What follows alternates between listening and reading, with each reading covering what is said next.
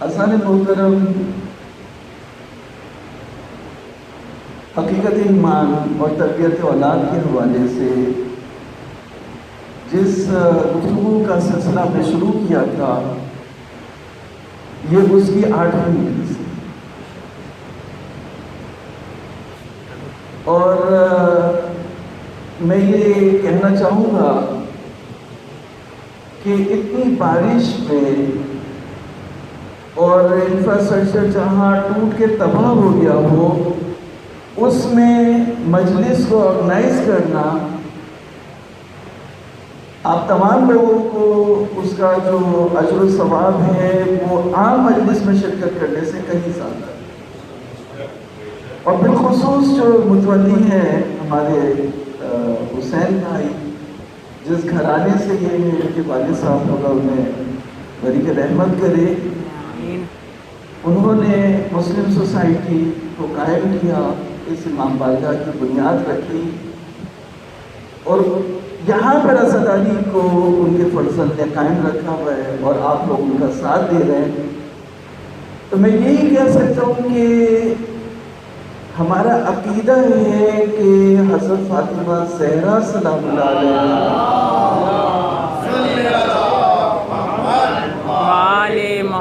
نہیں ہو سکتا کہ آپ اتنی مشکلات میں اپنا گھر چھوڑ کر بیوی فاطمہ کے فرزند کی حسین کی مجلس میں آئیں اور حضرت فاطمہ زہرا اس مجلس میں نہ آئیں، یہ نہیں ہو سکتا۔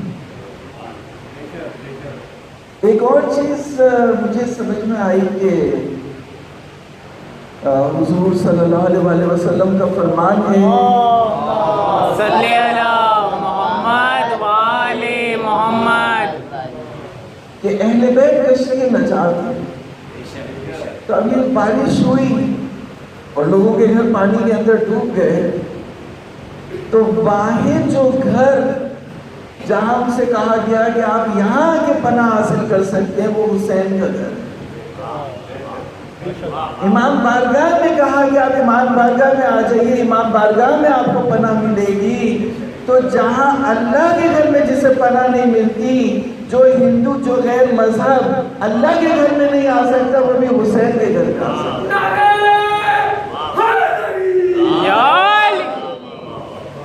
بلند آواز سے صلوات بھیجو، اللہم صلی علی محمد وآل محمد۔ دوسروں نے ایک بات کہی تھی، بہت سے لوگ کیونکہ ہماری مجلسوں میں نہیں تھے اور آج آئے ہیں، تو میں عنوان کرنے کے لیے بات آپ کے سامنے کر دوں کہ WHO کی طرف سے جب یہ ہدایات آئی کہ سوسائٹی میں کورونا وائرس کی آگ لگے گی، آپ کو بخار ہوگا، بخار بھی ایک طرح کی آگ ہے، حرارت ہے، اور اس کے بعد آپ ایکسپائر ہو جائیں گے، اس لیے آپ نے گھر سے نہیں نکلنا، آپ نے کسی سے ہاتھ نہیں ملانا، آپ نے مسجد نہیں جانا، آپ نے مجلس میں نہیں جانا، آپ نے کام پہ نہیں جانا۔ تو ہم WHO کی بتائی ہوئی آگ پر ایمان لے آئے۔ توجہ ہے یا نہیں ہے؟ تو 1400 سال سے اللہ کی کتاب جس آگ کے بارے میں بیان کر رہی ہے، ہم اس پہ ایمان نہیں لائے۔ یہ پھر دنیاوی جو آگ ہے، اب آپ دیکھیں ہم کتنی اطاعت کرتے WHO کی۔ اس نے کہا آپ نے کسی سے ہاتھ نہیں ملانا، تو ہاتھ نہیں ملائے۔ اس نے کہا آپ نے جانا نہیں ہے کام پہ، کام پہ نہیں جا رہے۔ تو جس طرح سے انہوں نے کہا آپ نے گھر سے باہر نہیں نکلنا، گھر سے باہر نہیں نکل رہے۔ تو کتنی اطاعت کر رہے ہیں۔ اگر ہم اس سے 10% اللہ اور اس کے رسول کی اطاعت کر لیتے تو دنیا کی سعادت بھی مل جاتی، آخرت کی سعادت بھی مل جاتی۔ محمد والے محمد صلوات۔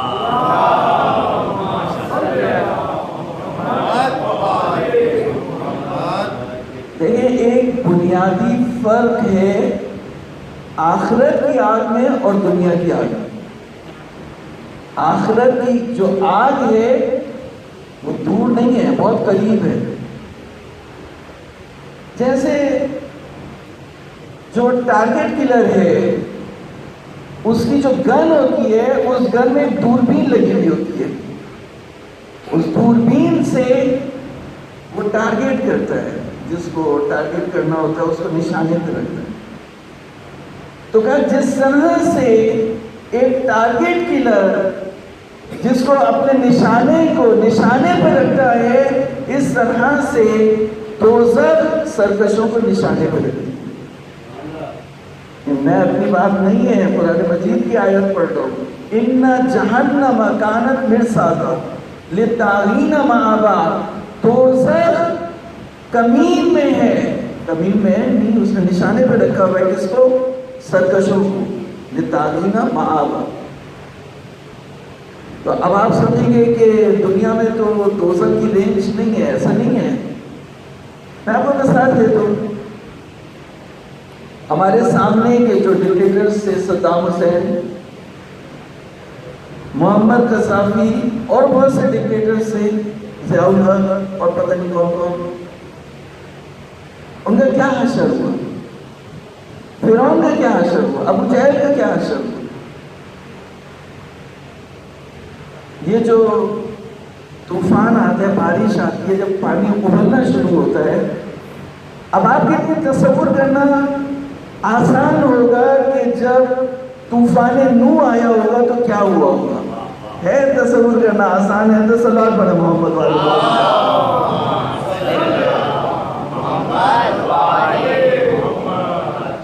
اب کے لیے آسان ہوگا تصور کرنا کہ ہر جگہ سے پانی ابل رہا تھا اور ہر چیز پانی میں ڈوب گئی.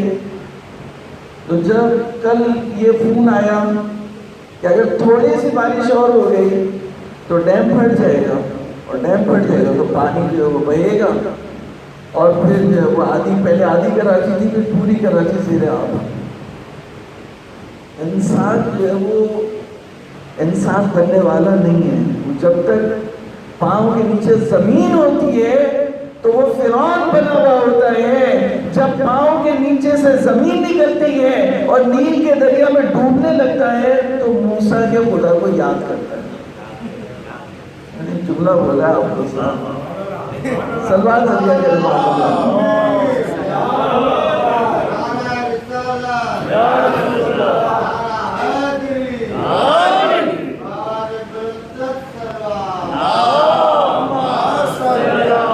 محمد والے محمد. تو دوستو جو دوزخ ہے یہ سمجھ لیں آپ کے قرآن مجید جو ہم پڑھتے ہیں, قرآن مجید میں ایک نفرین ہے, وَيْلٌ لِكُلِّ ہُمَزَةٍ لُمَزَةٍ. جو اٹھتے بیٹھتے ہیں, انجوئی کرتے ہیں, غیبت کرتے ہیں, لوگوں کی برائیاں کرتے ہیں, تہمت لگاتے ہیں, ان پہ قرآن مجید نے نفرین کی کہا کہ ان کے لیے دوزخ کی آگ ہے. تو یہ نفرین لگے گی, چاہے آپ قرآن پڑھیں چاہے قرآن نہ پڑھیں, یہ نفرین لگے گی. قرآن مجید نے کہا لعنت اللہ علی الظالمین, یہ نفرین لگے گی. اسی طرح سے قرآن مجید کی جو آیات ہے اس میں ایک چیز ہے, حسن بھائی میں چاہوں گا توجہ کریں کہ وَيْلٌ يَوْمَئِذٍ لِلْمُكَذِّبِينَ. وَيْلٌ یومئذ للمکذبین, ویل ہے اس دن جھٹلانے والوں کے لیے. جیسے بی بی زینب سلام اللہ علیہا جب یزید کے دربار میں گئی تو آپ نے اس آیت کریمہ کو پڑھا, ثم كان عاقبة الذين اساءوا السوء ان كذبوا بآيات الله وكانوا بها يستهزئون. یعنی جو لوگ برائی کرتے رہے اس کا نتیجہ یہ ہوتا ہے کہ وہ دوزخ کی آگ کو جھٹلا دیتے ہیں. تو یہ ایک چیز ہے کہ دنیا کی جو آگ ہے وہ ہماری نظروں کے سامنے ہے, ہم اسے دیکھ رہے ہیں, اور جو دوزخ کی آگ ہے اس میں ہمیں ایمان لانا ہے. اب یہ بات آپ کو سمجھ میں آ گئی تو اس بات کو آپ نے سنبھال کے رکھنا ہے. آگے میں اسے ایک نتیجہ نکالنا چاہ رہا ہوں, ایک مرتبہ سے بات کرتے ہیں. اللہم صلی علی محمد وعلی محمد. لیکن پروردگار رب العزت نے اس کائنات میں جو چیزیں پیدا کی وہ ازداد ہے. جیسے دن کو پیدا کیا تو رات ہے, اور سردی کو پیدا کیا تو گرمی ہے, اور دھوپ اور سردی کو پیدا کیا گرمی ہے. اس طرح سے ازداد کو پیدا کیا تو آگ ہے اور پانی ہے. جہاں پانی ہوگا وہاں آگ نہیں ہوگی, اسی لیے بارش جب ہوتی ہے سورج نہیں ہوتا, جب سورج ہوتا ہے تو بارش نہیں ہوتی. تو جہاں آگ ہوگا وہاں پانی نہیں ہوگا, اور جہاں پانی ہوگا وہاں پہ آگ نہیں ہوگی. واضح ہو گئی بات. اب جو برائیاں, جو گناہ ہم انجام دے رہے ہیں ان میں آگ ہے. اگر آپ کوئی حرام کام انجام دے رہے ہیں, اپنی زبان سے غیبت کر رہے ہیں یا جھوٹ بول رہے ہیں یا کسی سے بدزبانی کر رہے ہیں, تو یہ اس میں آگ ہے. یا کوئی شخص اگر یتیم کا مال کھا رہا ہے یا اللہ رسول کے واجبات کو دبا رہا ہے تو اس میں آگ ہے. اسی طرح سے ہاتھوں سے کوئی کسی پر ظلم کر رہا ہے, کسی کو مار رہا ہے تو اس میں آگ ہے. یہ ساری چیزوں میں آگ ہے. تو حدیث میں ہی پڑھتا ہوں کہ ان الحسد یاکل الحسنات کما تاکل النار والحطب. حسد انسان کی نیکیوں کو اس طرح سے کھا جاتا ہے جس طرح سے کہ آگ لکڑی کو کھا جاتی ہے.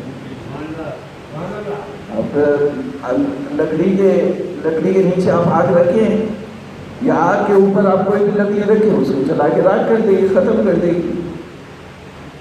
تو اب یہ بات سامنے آ گئی کہ آگ لکڑی کو کھا جاتی ہے اور حسد انسان کی نیکیوں کو کھا جاتا ہے.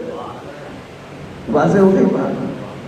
تو جس طرح سے پروردگار نے یہ قانون رکھا کہ اگر تم کوئی نیکی کرو گے اور اس کے بعد حسد کرو گے کسی سے تو وہ حسد تمہاری نیکیوں کو کھا جائے گا, جس طرح سے کہ آگ لکڑی کو کھا جاتی ہے.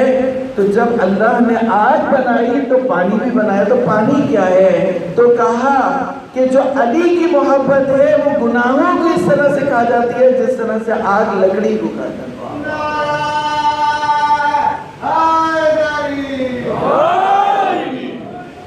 بلند آواز سے سلام.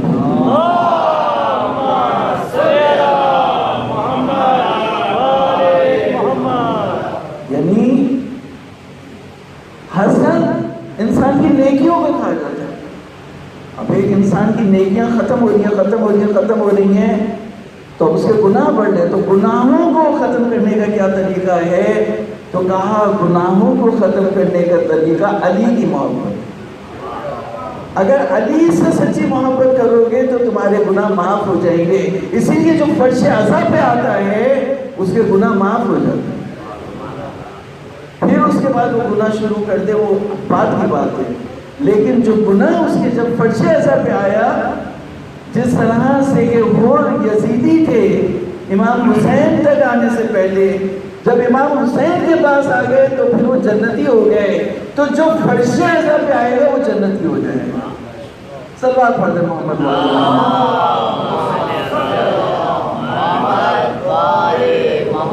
صلوات کو آپ لوگ بابا سے بلند پڑھنی پڑے.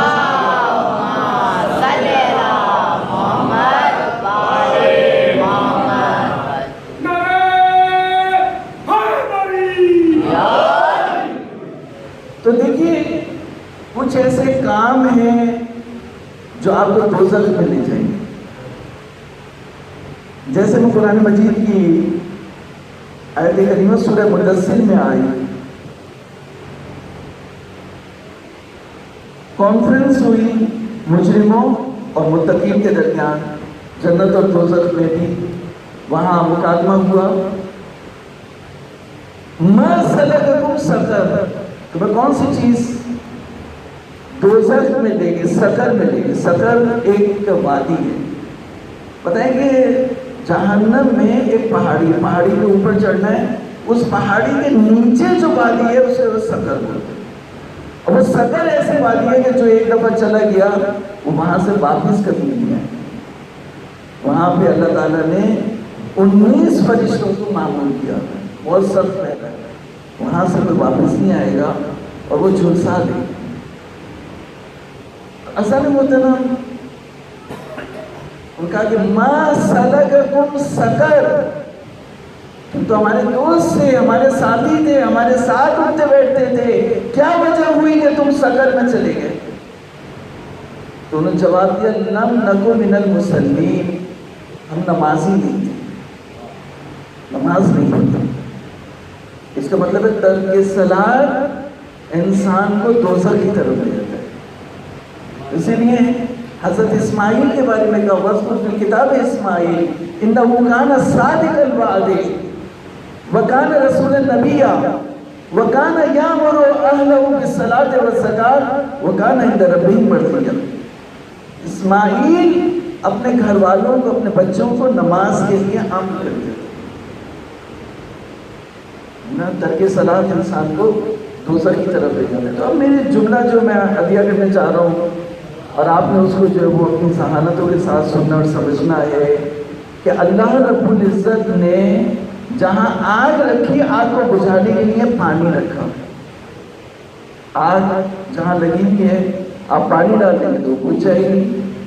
اچھا آگ اگر پھیل جائے، وسیع ہو جائے تو پھر پانی سے نہیں بجھتی، پھر اس کے لیے فائر ایکسٹنگوشر چاہیے، توجہ ہے نہیں، اس سے بجھے گی۔ عام آگ اگر نہیں ہے، آگ پھیلی بھی ہے، پانی سے نہیں بجھے گی، اس کے لیے بجھانے کے لیے خاص چیز چاہیے، اس سے وہ بجھے گی۔ اور آگ اگر اس سے بھی بڑی ہو، نمرود کی آگ ہو، تو اس کو بجھانے کے لیے ابراہیم چاہیے۔ سبحان اللہ، سبحان اللہ۔ ابراہیم ہوں گے تو نمرود کی آگ بجھ سکتی ہے پانی سے، نمرود کی آگ نہیں بجھے گی۔ تو عزیزوں میرا سوال ہے، جو سقر دوزخ کی آگ ہے اس کو بجھانے کے لیے کیا چیز ہے؟ کون سی چیز ہے جو اسے بجھا سکتی ہے؟ بس میں یہاں تک آپ کو لانا چاہتا ہوں کہ دوزخ کی آگ کو کون سی چیز بجھاتی ہے، یہ میرا اس وقت کا موضوع ہے۔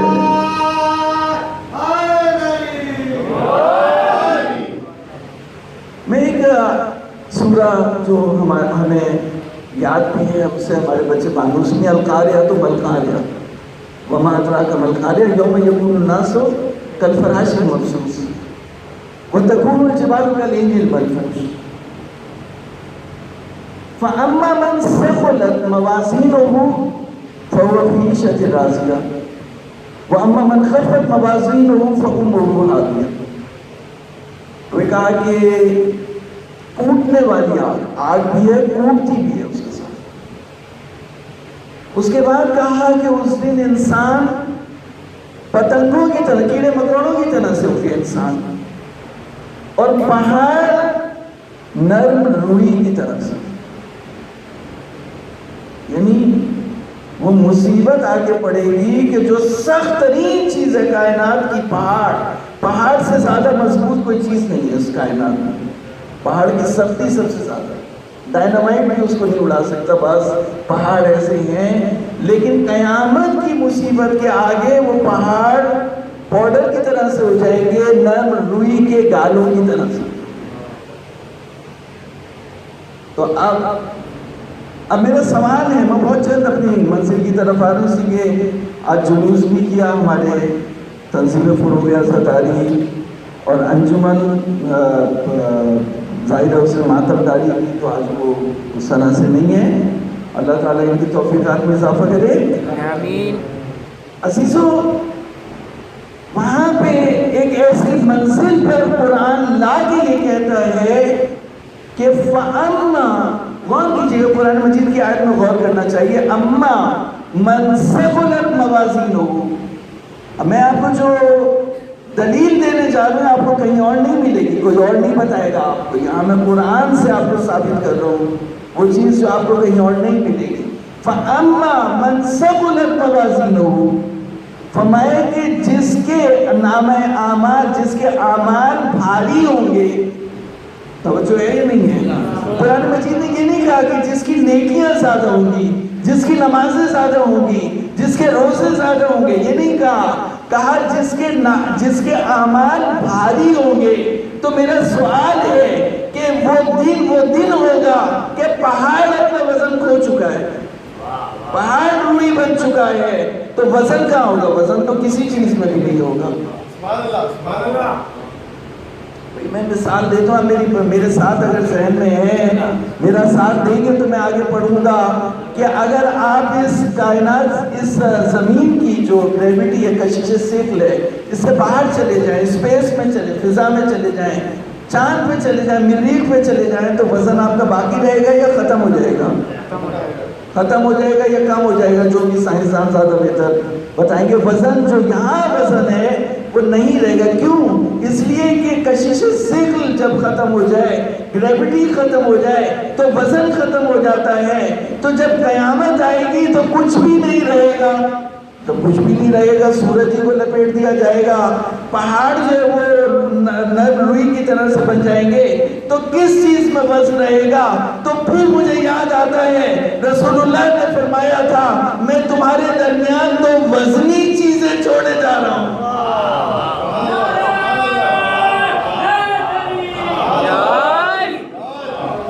میں تمہارے درمیان دو وزنی چیزیں چھوڑے جا رہا ہوں، یعنی اس وقت جب ہر چیز اپنا وزن چھوڑ دے گی تو دو چیزوں میں وزن ہوگا، ایک کتاب میں وزن ہوگا، دوسری عطرت میں وزن ہوگا۔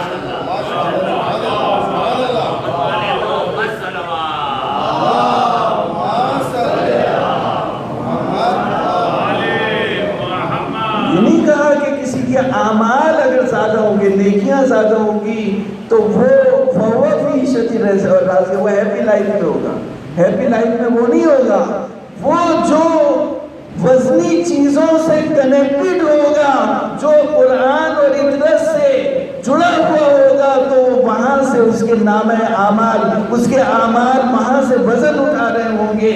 لہٰذا میں ایک جملہ آپ کو ہدیہ کرنا چاہتا ہوں کہ جو دوزخ کی آگ کو ٹھنڈا کرتی ہے وہ نماز نہیں ہے بلکہ ولایت علی ابن ابی طالب۔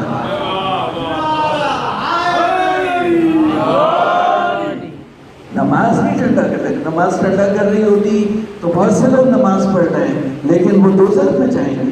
خوارج جو حضرت علی کے دشمن تھے وہ دوزخ میں جائیں گے، تو وہ جو حافظان قرآن ہیں جو امام حسین کے مقابلے پر آئے وہ دوزخ میں جائیں گے۔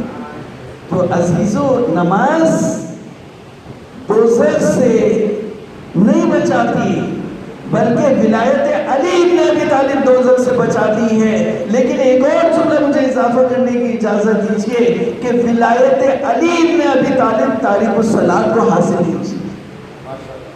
ولایت علی ابن ابی طالب اس کو حاصل ہوگی جو نماز کی پابندی کرے گا۔ لہٰذا نماز تو پڑھنی ہے، لیکن علی والا نماز پڑھے گا تو اس کے اعمال بھاری ہوں گے، ورنہ جب اعمال ہلکے ہوں گے، من خفت موازینہ، جس کے اعمال ہلکے ہوں گے فأمہ ہاویہ، اس کا ٹھکانہ ہاویہ ہے۔ وما ادراک ما ہی نار حامیہ، بھڑکتی ہوئی آگ۔ تو میں نے قرآن مجید سے آپ کو دوسرا کلو دیا، دوسری دلیل دیا۔ ایک دلیل میں پہلے دے چکا ہوں جب میں نے حسنہ کے بارے میں بحث کی تھی، تو وہاں سورہ شورہ جو قرآن مجید کی 42واں سورہ ہے، اس کی 22ویں آیت کریمہ کو سرنامہ کلام قرار دے کے میں نے یہ بتایا تھا کہ قرآن مجید کی نظر میں حسنہ کوئی نیکی بھی اہل بیت سے مبدل کرنے سے بڑھ کر نہیں۔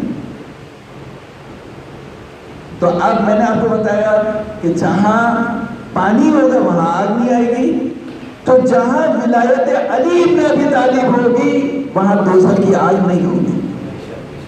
لہٰذا قرآن نے کہا ان الذین سبقت لهم منا الحسنی اولئک عنہا مبعدون، جن لوگوں کو ہم نے پہلے سے ولایت علی سے نوازا ہوا ہے وہ دوزخ کی آگ سے بہت دور ہوگی۔ لا یسمعون حسیسہا، وہ دوزخ کی آواز بھی نہیں سنیں گے۔ آواز اتنا دور ہوں گے کہ وہ آواز بھی نہیں سنیں گے۔ تو اگر آپ ان لوگوں میں سے شامل ہونا چاہتے ہیں تو ایک مرتبہ محمدی صلوات پڑھیں۔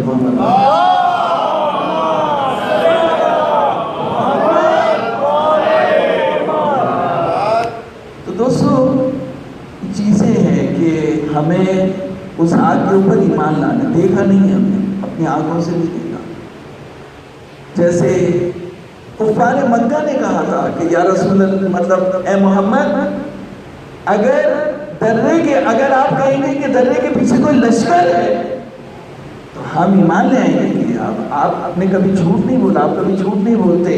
تو جب اللہ کی کتاب جیسے حضرت محمد مصطفیٰ لے کر کے آئے، وہ یہ کہہ رہی ہے کہ آگ ہے، تو ہمیں اس آگ پہ ایمان لانا ہے. یہ ہے حقیقت ایمان. تو میں ایک بات کو آگے بڑھانے کے لیے اور اپنے موضوع سے منسلک کرنے کے لیے تربیت اولاد پہ سورہ طور میں، اب میں نے آپ کو پہلے ہدیہ کی تھی سورہ مدثر سے کہ کون سی چیز صدر میں لے گئی. انہوں نے کہا کہ ہم تارک الصلاۃ، نماز نہیں پڑھتے تھے تو ہم دوزخ میں چلے گئے. تو سورہ طور میں بیلنس کیا، وہاں پہ بھی کانفرنس ہوئی. کہا بھی تم تو ہمارے ہی ساتھ ہیں، ہم بھی جیسے تھے. ان کو واہ یار جنت میں بڑا اعلیٰ مقام مل گیا، تم کو بہت اسٹیٹس مل گیا. تمہیں کہاں سے ملا، کیسے ملا، کیا کیا تم نے دنیا میں؟ تو اسے جواب یہ دیا کہ کننا قبلو فی اہلہ مشفقین، ہم اپنے بچوں اور اپنے گھر والوں سے ڈرتے تھے، ان کے بارے میں ڈرتے تھے. نہیں، ہم ڈرتے تھے کہ کہیں یہ اپنا ایمان نہ کھولے، کہیں یہ تارک الصلاۃ نہ ہو جائے، کہیں ان کی تعلیم اور تربیت میں کمی نہ ہو جائے. جیسے انسان ہوتا ہے نا، مرد ہوتا ہے وہ باہر کماتا ہے، جاب کرتا ہے، گھر کی اسے فکر نہیں ہوتی. گھر والے جو ہے وہ ویڈیو دیکھ رہے ہیں، غلط چیزیں دیکھ رہے ہیں، پردہ کر رہے ہیں، نہیں کر رہے، نماز پڑھ رہے ہیں، نہیں پڑھ رہے، حلال و حرام کا خیال رکھ رہے ہیں، نہیں رکھ رہے. ان چیزوں میں وہ تربیت نہیں کرتا، اسے گھر والوں کی فکر نہیں، لاپرواہ، بے پرواہ ہے گھر والوں کی طرف سے. تو یہاں پر یہ شخص جو جنت میں گیا، اس نے اعلیٰ مقام حاصل کیا جنت میں. تو جب کانفرنس ہوئی، فی جنات یتساءلون، ایک دوسرے سے سوال پوچھا، کانفرنس ہوئی، بات چیت ہوئی. کہا کہ کیا وجہ ہوئی کہ آپ تو ہمارے ساتھ ہی تھے، آپ کو اتنا بڑا مقام جنت میں کیسے مل گیا؟ کہاں میں ڈرتا تھا اپنے گھر والوں کے بارے میں اور کوشش کرتا تھا کہ ان کو لائن میں لے کر کے آؤں، ان کی تربیت کروں، ان کو جو ہے وہ دوزخ کی آگ سے بچاؤں، ان کو نمازی بناؤں. تو یہ جو ڈر تھا اور جو خیال تھا، اس کی وجہ سے میں جنت میں چلا گیا. تو یہاں یہ نہیں بتلایا جا رہا کہ میں نماز کی وجہ سے جنت میں چلا گیا، میں روزے کی وجہ سے جنت میں چلا گیا، میں خیرات کرنے کی وجہ سے جنت میں چلا گیا. نہیں، میں اپنے گھر والوں کی تربیت اور توجہ کرنے کی وجہ سے جنت میں چلا گیا.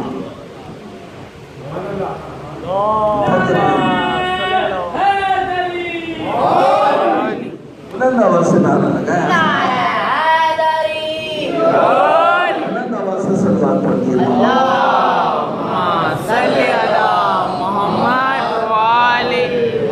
مجلس کا پیغام مکمل ہو گیا. لیکن تربیت اولاد ایک فرض ہے. اولاد کی تربیت کرنا، گھر والوں کی تربیت کرنا، نماز روزے کی طرح سے فرض ہے، اور اس فرض سے ہمیں غفلت نہیں کرنی. میں ایک واقعہ نقل کر کے زحمت تمام کروں. اور آج 8 محرم ہے، حضرت عباس کا ذکر کرنا ہے، انہیں مصیبت پڑھنی ہے. یہ جو واقعہ میں نقل کرنے جا رہا ہوں، یہ شیخ عباس قمی نے مفاتیح الجنان میں امام زمانہ کے جو حوالے سے انہوں نے دعائے مجمع میں یا اس میں جو انہوں نے زیارت جامعہ میں انہوں نے یہ حکایت سید رشدی، یہ عنوان ہے اس کا، وہاں یہ واقعہ نقل کیا. تو یہ سید تھے جلیل القدر، وہ ہمارے پاس ہے ہم سے ملنے کے لیے. ان کا یہ واقعہ ہے کہ وہ پرانے زمانے میں جب قافلے اس طرح سے نہیں ہوا کرتے تھے، اور جو آج کل جانے کے اسباب ہیں، ہوائی جہاز ہے، ٹرین ہے، اس طرح کی گاڑیاں، اس طرح کی چیزیں نہیں ہوتی تھی، تو وہ نجف اشرف جانا چاہتے تھے. تو جو قافلے ہوتے تھے وہ قافلہ کوئی بن نہیں رہا تھا. تو یعنی ایک سید تھے، ایک صاحب تھے، انہوں نے 3-4 لوگوں کو مل کے ایک چھوٹا سا قافلہ بنایا. اور میں ان کے ساتھ شامل ہو گیا اور ہم روانہ ہو گئے نجف فیشن۔ تو کہتے ہیں میری ایک رات کا وقت تھا اور اندھیرا تھا اور بیابان تھا۔ انہوں نے کہا یہاں خطرہ ہے، یہاں سے تیز چلتے ہیں۔ 2-3 گھنٹے تک تیز چلتے رہے اور اس کے بعد میں نے بہت کوشش کی کہ ان کے ساتھ رہوں، لیکن پوری کوشش کے باوجود بھی وہ آگے نکل گیا اور میں پیچھے رہ گیا اور میں اکیلا ہوا۔ جب میں اکیلا ہوا تو میں بہت گھبرایا، بہت پریشان ہوا، اور پھر میں نے یہ فیصلہ کیا کہ میں رات کو یہیں پہ رکوں گا اور جب صبح ہوگی تو اپنے گھر، اپنے ملک، اپنے وطن واپس جاؤں گا، وہاں سے کچھ لوگوں کو لے کر پھر نجف اشرف جاؤں گا۔ جو راستہ بھی نہیں پتا تھا، سامان سفر بھی نہیں تھا، پیسے بھی کہتے بہت کم پیسے تھے میرے پاس۔ تو اب وہ کہتے کہ میں لیٹا، جیسے ہی میں نے لیٹا تو میں آنکھ بند کی تو میں نے دیکھا کہ یہ نظر ہے سامنے تو باغ ہے اور ایک مالی ہے، اس کے کندھے کے اوپر بیلچا ہے اور وہ کام کر رہا ہے، برف ہٹا رہا ہے بیلچے سے اور آرام سے کام کرے، تو پریشانی نہیں۔ بڑا حیران ہوا کہ رات کے اس وقت میں باغ ہے، مالی ہے، بیلچا ہے، برف کو ہٹا رہا ہے اور وہ باغ میں کام کر رہا ہے۔ وہ میرے پاس آیا، کہا کیا تمہارا مسئلہ ہے، کیسے تم یہاں؟ اس نے کہا میں سفر سے رہ گیا، مجھے راستے کا پتہ ہی نہیں کہ میں کہاں پہ جاؤں۔ تو انہوں نے کہا کہ تم تہجد کی نماز نہیں پڑھتے، نافلہ نماز نہیں پڑھتے، تہجد کی نماز۔ میں نے کہا ٹھیک ہے میں پڑھتا ہوں۔ تو کہہ رہے میں نے نماز پڑھنا شروع کی، میں نے نماز تہجد رات کا وقت تھا پڑھ لی۔ تو جب نماز ختم ہوئی تو وہ آ گئے، کہنے لگے تم گئے؟ میں نے کہا آپ کو بتایا تو ہے کہ مجھے راستہ ہی نہیں پتا تو میں کہاں سے جاؤں گا۔ تو انہوں نے کہا کہ زیارت جامعہ پڑھو۔ تو کہتے میں زیارت جامعہ پڑھتا تھا لیکن مجھے حفظ نہیں تھی۔ انہوں نے جب کہا زیارت جامعہ پڑھو تو مجھے ایسا لگا مجھے حفظ ہے، میں پوری پڑھ گیا۔ اب جب میں نے زیارت جامعہ پڑھی تو پھر وہ آ گیا میرے پاس، کہنے لگے گئے نہیں تم؟ میں تو مجھے راستہ ہی نہیں پتا میں کہاں جاؤں گا۔ تو انہوں نے کہا کہ زیارت عاشورہ پڑھو۔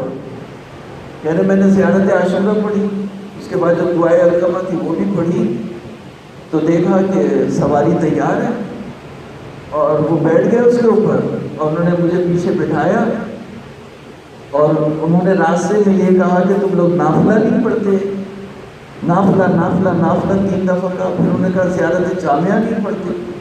زیارت جامعہ ایک زیارت ہے، زیارت